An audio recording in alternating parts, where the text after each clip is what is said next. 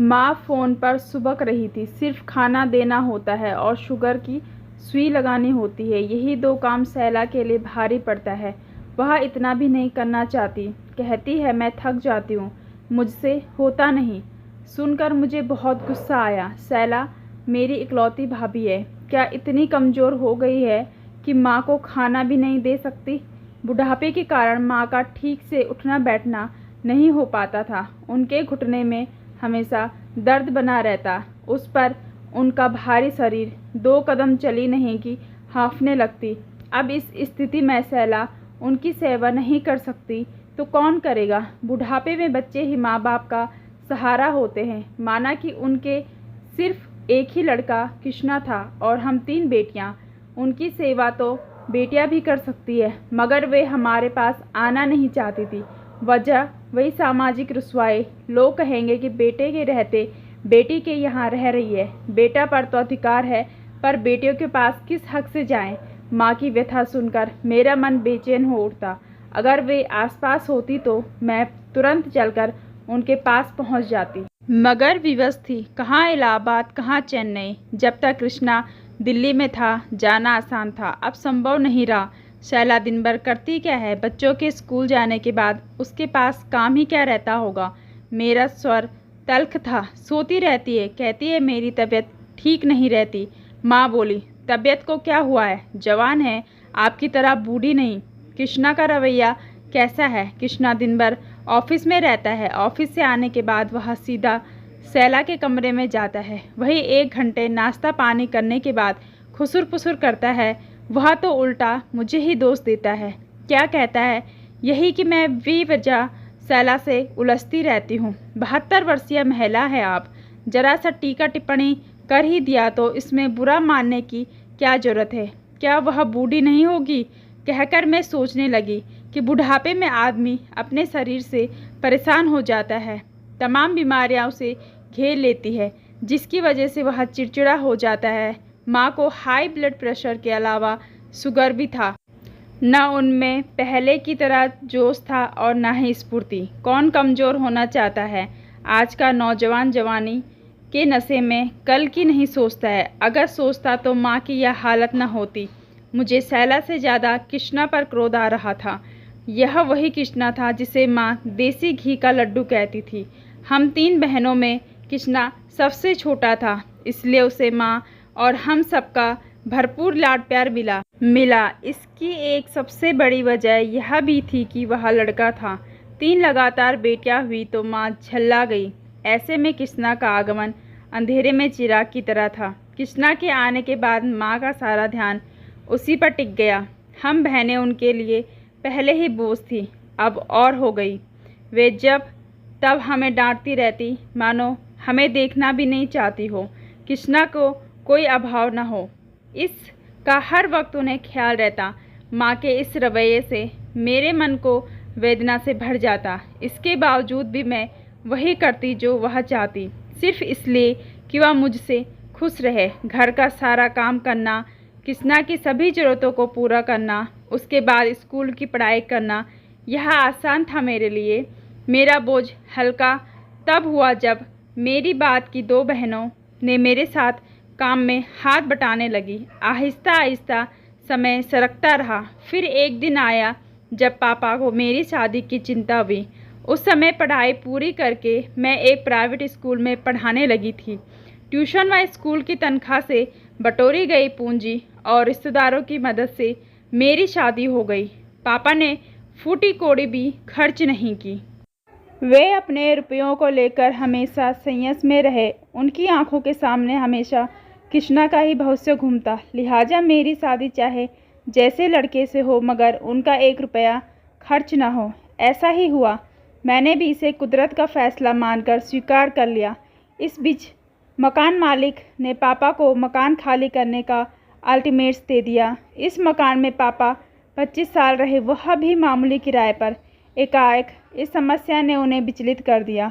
तभी उन्होंने मम्मी से राय मशवरा कर एक छोटा सा मकान खरीद लिया। जाहिर था इस मकान का वारिस कृष्णा ही बनेगा। पापा अपने इस फैसले से संतुष्ट थे। बाद में मझली बहन ने भी प्राइवेट स्कूल और ट्यूशन करके जो पूंजी जमा की उसी में थोड़ा बहुत अपना रुपया पापा ने लगाकर उसकी भी शादी कर दी। रह गई तीसरी, किस तरह उसे भी निपटाया। अब उनके लिए सिर्फ कृष्णा था। कृष्णा ने कोचिंग करने के लिए फ़ीस मांगी तो पापा शहर से तैयार हो गए। वहीं जब मैंने कहा तो साफ इनकार कर दिया था। कहने लगे कि हमारे पास इतना है ही नहीं तुम्हारे लिए कोचिंग करवा सके, जबकि मैं पढ़ने में काफ़ी होशियार थी। कृष्णा एक नामी कंपनी में इंजीनियर बन गया।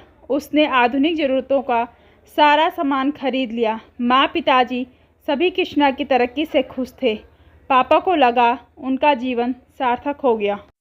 जब तक पापा जीवित थे सब ठीक ठाक था। एकाएक पापा दिवंगत हुए तो माँ को इलाहाबाद छोड़कर कृष्णा के पास रहना पड़ा। यहाँ उनकी देखभाल कौन करता।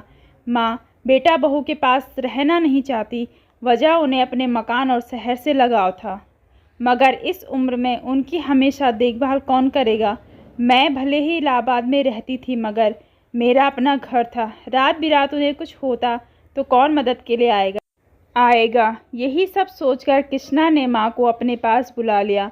वे बेमन से चली गई। अपने शहर का सुख और ही होता है। सबसे बड़ी बात सब जाना सुना होता है, माहौल के रंग रंग से वाकिफ़ होता है। बहरहाल साल में एक बार हम सब बहनें उनसे मिलने ज़रूर जाते। वापसी पर उनकी आंखें भीग जाती। कहती कि मन नहीं लगता, इलाहाबाद आना चाहती हूँ। मैं कहती वहाँ अकेला रहना क्या आसान है। उम्र हो चली है, रात बिरात तबीयत बिगड़ेगी तब कौन होगा। यहाँ कम से कम हम कृष्णा आपकी देखभाल करने के लिए है। कृष्णा बदल गया है, माँ बोली।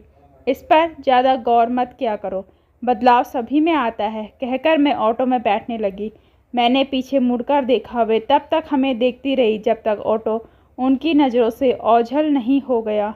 मुझे उनकी मनोदशा पर तरस आ रहा था। समय हमेशा एक जैसा नहीं होता। माँ सब कुछ पहला जैसा चाहती थी, पर क्या हो सकता है। गाड़ी में बैठने के बाद जब हम बहनें थोड़ी फ्री हो गई तो माँ को लेकर चर्चा हुई। माँ बार बार इलाहाबाद आने को कहती है। मंजली बहन शिवानी बोली। माँ मंजली के ज़्यादा करीब रहती थी, क्या यह संभव है। मैं पूछी। चाहे जैसे भी हो उन्हें उन्हीं के पास रहना होगा, इसी में उनकी भलाई है। कैसी बात करती हो दीदी, तुम्हें माँ के प्रति इतना निष्ठुर नहीं होना चाहिए। शिवानी को बुरा लगा। तो रख लो अपने पास, तुमसे वह ज़्यादा घुली मिली रहती है। शिवानी को बुरा लगा। क्या तुम नहीं रखोगी, क्या वह तुम्हारी माँ नहीं है। शिवानी का सवाल बचकाना लगा मुझे। सवाल रखने या ना रखने का नहीं है, जिम्मेदारी की बात है। बेटे की जिम्मेदारी बनती है अपने माँ बाप की सेवा की। हम रख कर कृष्णा को और बेलगाम कर देंगी। वह तो चाहेगा कि माँ को हम लोग रख ले ताकि निरंकुश जीवन जिए। क्या तुमने सुना नहीं जब शैला माँ से कह रही थी कि आपकी वजह से हम कहीं आ जा नहीं सकते, आपने हमें बांध कर रख दिया है। दीदी ठीक कह रही है, मम्मी ने एक बार फ़ोन करके इस बात का जिक्र मुझसे किया था। तीसरी बहन सुमन बोली। कुछ सोचकर शिवानी बोली, 2-2 महीना तो रख ही सकते हैं, इस बहाने उनका मन भी बहल जाएगा। मैं कब इनकार करती हूँ, मगर इस अवस्था में सफ़र करके अलग अलग शहरों में आना जाना क्या उनके लिए आसान होगा। कौन उन्हें चेन्नई ले जाएगा। मैं अपनी पति से कहूँगी वह माँ को ले आए। शिवानी बोली। बहुत आगे बढ़ कर तुम बोल रही हो, एक बार कहकर तो देखो। तुम्हारे पति इनकार न कर दे तो कहना। सीधे कहेंगे कि जिसकी माँ है वह भेजे। मैं क्यों अपनी नौकरी छोड़कर उतनी दूर जाऊं। मैं बोली, जब एक जैसे नहीं होते। शिवानी का इशारा मेरी तरफ था। मेरे पति जमीनी व्यक्ति थे, वहीं शिवानी का पति धर्मपरायण पता नहीं कैसी नौकरी करते थे। दिन भर उनका ध्यान अंधविश्वास व भगवान पर ही रहता था। क्षणिक भावनाओं में बहकर वे चेन्नई चले भी गए तो यह हमेशा ऐसा संभव होगा। वहीं सुमन का पति एकदम ठेठ प्रवृत्ति का इंसान। जब वह सुमन का नहीं सुनता तो भला सास को लेने क्या जाएगा। साफ कहेगा कि उनके बेटा बहू जाने हमसे क्या मतलब। इसलिए सुमन से कोई अपेक्षा करना निरर्थक था। सुमन यही सब सोचकर चुपचाप हम लोगों की गुफ्तगू सुन रही थी।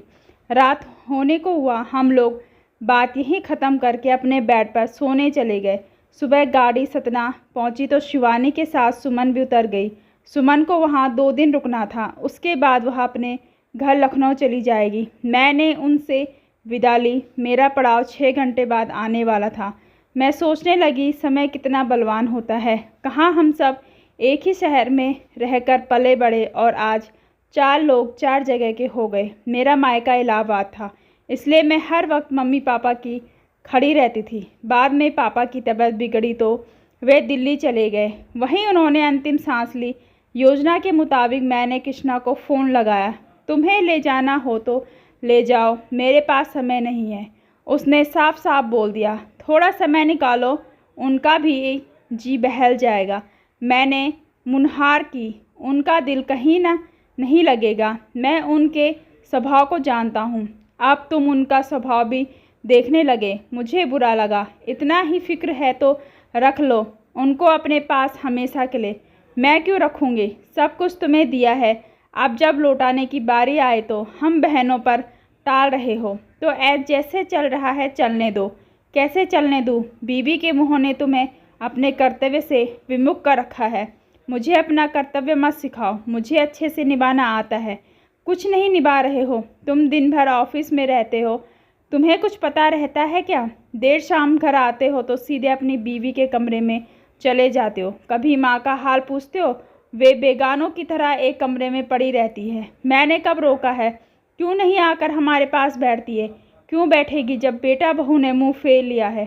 मेरे कथन पर मारे खुन्नस के चलते कृष्णा ने फ़ोन काट दिया और तमतमाते हुए माँ के कमरे में आया। आपको ज़्यादा खुशी मिलती है अपनी बेटियों से तो कहिए, हमेशा के लिए उन्हीं के यहाँ पहुँचा दूँ। दिन भर फ़ोन करके हमारी बुराई बतियाती रहती है। मैंने क्या कहा?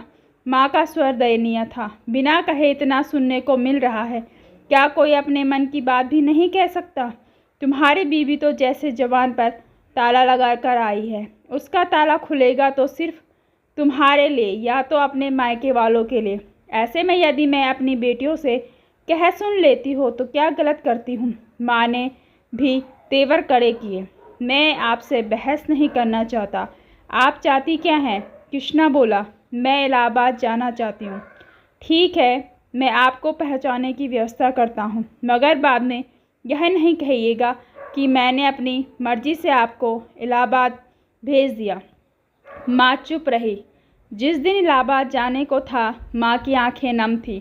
उन्हें उनके 2 पोतों का ख्याल आने लगा। बड़ा पोता 8 साल का था। बोला, दादी आप इलाहाबाद क्यों जा रही हो? आपको सुई कौन लगाएगा?